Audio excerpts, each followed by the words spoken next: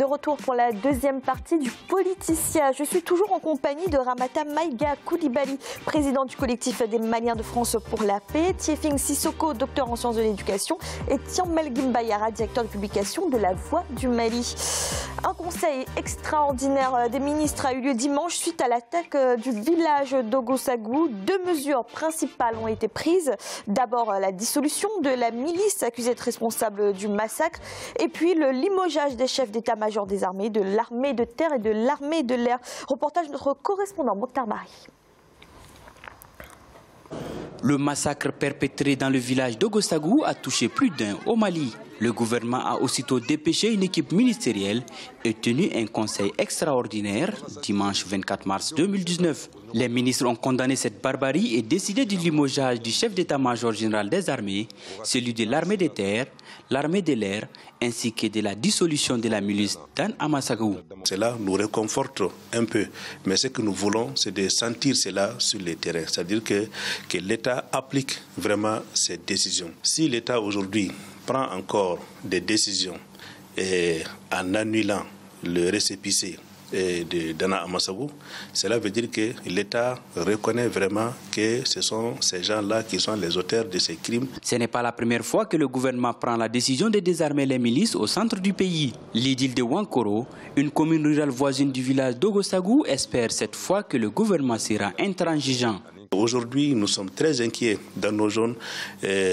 Nos parents sont en train de déguerpir, tout le monde est en train de partir. Les esprits ne sont pas donc tranquilles.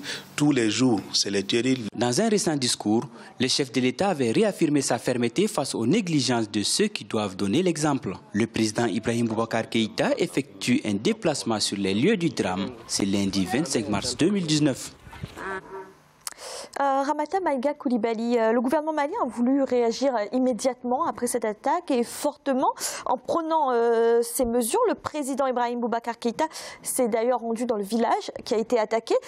D'après vous, cette réponse gouvernementale est-elle à la hauteur du drame qui s'est joué? Fanny, je n'ai pas compris la réponse du gouvernement malien, parce que dissoudre le groupe Danasagou, c'est ça? Voilà. Danasagou,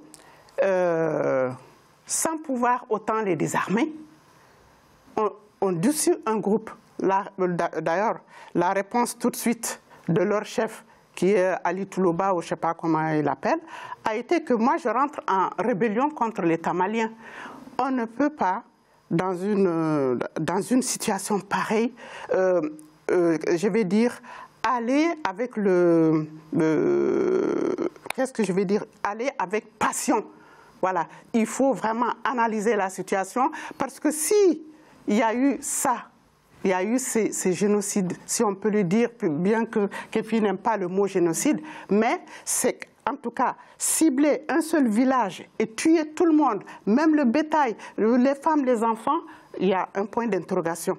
Est-ce qu'ils l'ont mûri, ils ne l'ont pas mûri? Mais en tout cas, pour nous, moi, en tant que maman, je suis meurtrie et toutes les mamans sont meurtries parce que c'est inadmissible. Alors, le gouvernement dit, on dissout ce groupe armé. D'accord, le groupe armé.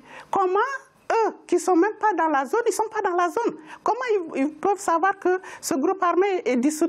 Comment, si vous dissolvez, ils ont leurs armes. Et alors, ça sert à quoi? Ils vont partir dans la nature. Je vais vous dire quelque chose, Fanny. Oui. Ce n'est pas seulement que ce groupe qu'il faut dissoudre et désarmer. Il faut également dissoudre et désarmer tous les groupes armés qui sont au Mali. Au jour d'aujourd'hui, il y a des armes partout. Il y a des armes, tout le monde est armé. Du nord, juste tout le Mali est armé. Tout le monde est armé. Il faut que MINUSMA et Barkhane, qu'ils nous disent pourquoi ils sont là-bas. S'ils sont là-bas pour la paix, il faut qu'ils aident nos militaires à se former d'abord. Former des militaires. Moi, j'étais au camp militaire avec mon oncle, le colonel Abdraman Maïga. J'ai vu comment que les militaires, en 6 mois, on forme des militaires. Ce problème, il dure depuis 2012. Jusqu'à présent, nos militaires ne sont pas formés. L'armée républicaine n'est pas dans certaines zones du Mali. C'est inadmissible et c'est honteux. Il faut que tous les groupes armés soient désarmés et dissous. On désarme d'abord et dissout. Bayara, effectivement, hein, on a là une annonce de dissolution de ce groupe d'autodéfense, de ce groupe des chasseurs Dogon. On se pose la question, comment l'État peut-il annoncer cette dissolution quand il n'est quasiment pas présent dans cette zone? Est-ce qu'il n'aurait pas fallu passer d'abord par un processus de désarmement? Non, il faut rappeler que le processus de désarmement dans cette zone-là est en cours depuis janvier. Et aux côtés de ce site-là, il y avait un cantonnement déjà de militaires qui étaient prêts à désarmer. Mais globalement, c'est le processus qu'il faut revoir dans son ensemble. C'est le principe de désarmement même qu'il faut revoir. Parce que si les questions de désarmer au nord et que ça répond à un calendrier de la communauté internationale, le désarmement au centre n'est inscrit au calendrier que par l'État malien, qui n'a pas beaucoup de moyens pour pouvoir faire ce travail-là. Au-delà du désarmement, la réponse gouvernementale qui a été le déplacement du président de la République sur le terrain pour présenter ses condoléances, prendre attache de la situation comme Kologo, mais cette fois-ci avec beaucoup plus d'acuité, de mettre le chef d'état-major général des armées, de démettre le chef d'état-major de l'armée de terre et de l'armée de l'air en temps de guerre contre le terrorisme, c'est une décision quand même qu'il faut reconnaître à sa hauteur. C'est des risques que le pays prend dans une telle situation. Madame Coulibaly le rappelait tantôt que la formation de nos contingents est sous hypnose ou sous contrôle de l'Europe, de l'ECAP Sahel, qui sort autant de contingents qu'on veut selon leur calendrier et non selon nos réalités. Moi, je crois que tout cela, mais alors, tout de même, ces mesures ont été tardives quand même, il faut reconnaître. Il est temps entre Maliens de s'asseoir, d'avoir une priorité. Quand l'armée sort et se bat, on doit être unis. Quand il est question de l'intégrité territoriale, on doit être unis et solidaires. Quand il est question du Mali, nous devons tous être ensemble, se battre pour résoudre le problème avant de revenir à cette guéguerre politicienne qui nous a divertis, qui nous a éloignés de la sécurité des Maliens et du Mali, qui nous a mis en retard. La cause, la responsabilité est partagée. Alors, autant l'État a une part de responsabilité là-dedans qu'on ne peut pas nier, autant chacun des Maliens doit se regarder en face et se dire qu'est-ce que j'ai fait pour... Oui, attendez, Tchombel, il y a bien... c'est facile de dire que c'est tout le peuple malien. Est-ce que le peuple malien, depuis 2012, le peuple malien a crié sur tous les toits? Tu le sais, ici nous avons été avant-gardistes. On était sur les pavés, matin, midi et soir, pour dire que ces accords-là, on viendra sur les accords, pour dire que le chemin que le gouvernement est en train de prendre, ce n'est pas le bon chemin.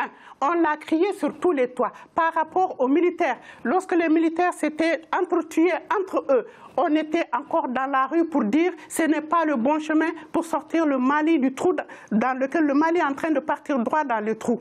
On l'a crié. Mais si les personnes qui ont été élues, je vais bien dire élues, le président et son gouvernement qui est là, s'ils n'écoutent pas le peuple, il faut qu'ils écoutent le peuple. Au jour d'aujourd'hui, la solution est entre les mains du peuple, comme tu viens de le dire. Mais ce peuple-là, on ne va pas l'acculer parce que le peuple a élu des dirigeants qui ne sont pas à la hauteur. Ça, il faut le reconnaître, Tchambel. Au lieu que le président de la République démette les chefs des armées, et pourquoi il n'a pas démis le ministre de la Défense?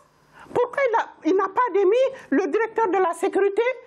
Ça fait pas très longtemps qu'il a fait une fête faste sous les yeux de tout le monde. Alors j'aimerais entendre Tiefing Sissoko sur cette réponse gouvernementale. Certains estiment qu'elle arrive tardivement. Est-ce que l'État malien a été défaillant dans le centre du Mali ? Moi, je pense qu'aujourd'hui, la réponse qui a été apportée par le gouvernement n'est pas à la hauteur des problèmes en fait, qui ont été soulevés par cette crise. Et le fait aussi de faire ces appels à la démission, ou en tout cas le limogeage du ministre des Armées, n'oublions pas que le Premier ministre, Soumaïla Maïga, qui était à l'époque ministre des Armées, lorsque l'armée malienne a connu en tout cas une grosse difficulté à Kidal, mais il a été licencié par par la suite, il est revenu quand même comme devenu totalement compétent pour gérer les différentes situations. Donc en fait, au sommet de l'État et aussi aux différentes strates de la société, on retrouve cette forme d'amateurisme dans la gestion, dans la gouvernance de la chose publique. Et je crois que c'est ça qui est inquiétante. Ouais. Aujourd'hui, au Mali, vous avez raison, Thiambel, de poser la question, mais tous les Maliens doivent se regarder en face. Eh bien, tous les Maliens doivent se regarder en face et regarder les vraies problématiques de notre société. Aujourd'hui, quand on ouvre sa porte, qu'est-ce que l'on voit? On voit tout sauf la perfection.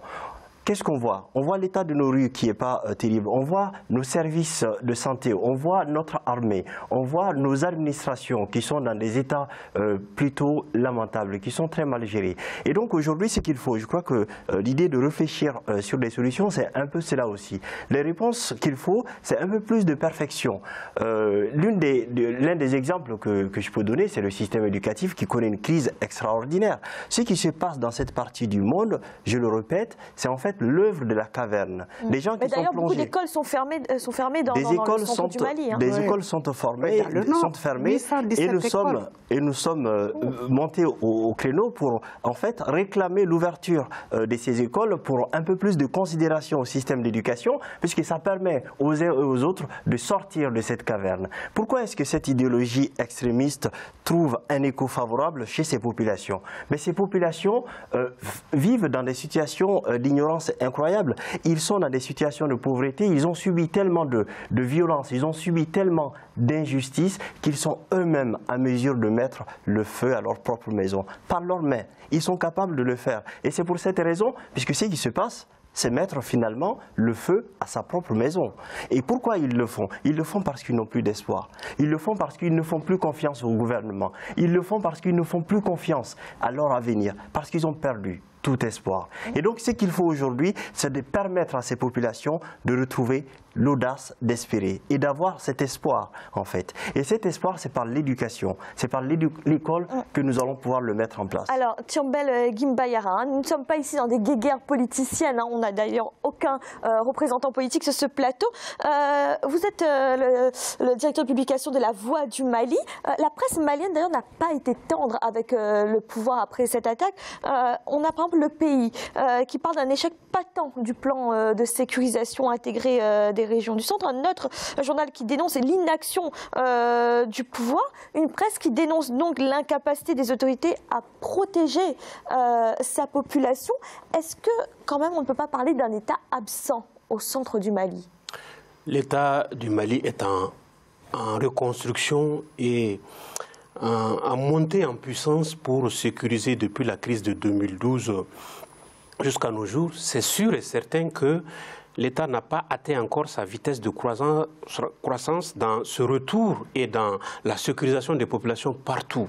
Et encore que cette croissance, cette montée est freinée par plusieurs mécanismes parce que nous sommes désormais inscrits dans un agenda international où la communauté internationale, les puissances internationales, où les grands lobbies internationaux ont leur plan, ont leur intérêt à défendre, et nos pays voisins, les pays du champ et le peuple malien aussi son intérêt. Je crois qu'à un certain moment, le Malien s'est diverti de ses priorités pour s'occuper à ce qui n'est pas prioritaire. Et ça nous a mis en retard, on a causé, on a payé le prix fort.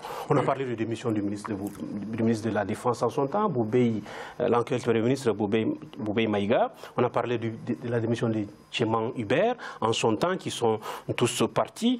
On a vu ce que ça a donné, le résultat que ces démissions politiques ont donné. Mais on peut encore continuer à supprimer, à enlever de son poste. On peut enlever le gouverneur de Mopti, on peut enlever le commandant de la zone. Mais qu'est-ce que ça va donner demain? Qu'est-ce que ça va germer comme solution demain? C'est la revendication des populations, de certaines populations. Tant qu'on ne fera pas face, on ne désarmera pas tout le monde. Les Maliens ne se mettront pas à table. Comprendre que c'est aux Maliens de trouver les solutions ensemble.